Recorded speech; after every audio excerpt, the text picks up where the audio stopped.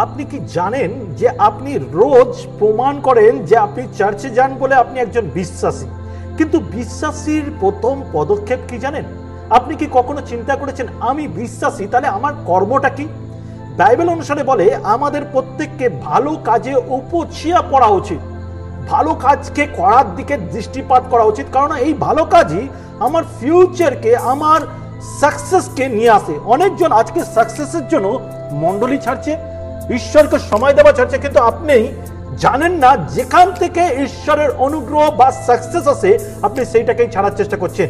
তাই আজ আমি আপনাকে উৎসাহিত করতে চাই এই রবিবারের বাক্যের জন্য, কারণ এই রবিবারে আমি যে বাক্য নিয়ে আসছি সেটা হচ্ছে একজন বিশ্বাসীকে ভালো কাজে উপচিয়া পড়া দরকার, আর সেই ভালো কাজ কিভাবে তার জীবনে আশীর্বাদ এবং ফাইন্যান্সিয়াল ব্লেসিংকে নিয়ে আসে সেই বিষয়। আপনি কি প্রস্তুত? কারণ এই রবিবার আপনার জন্য বিশেষভাবে সাকসেসের দরজা খোলার বাক্য আসতে চলেছে। আপনি কি সাকসেস পেতে চান? তাহলে রবিবারে যতই শয়তান আটকার, আপনি জেনে রাখুন আপনার জন্য সাকসেসের দরজা অপেক্ষা করছে। তাহলে রবিবারে দেখা হচ্ছে। ভালো থাকবেন, সুস্থ থাকবেন, সবাইকে জয় যিশু।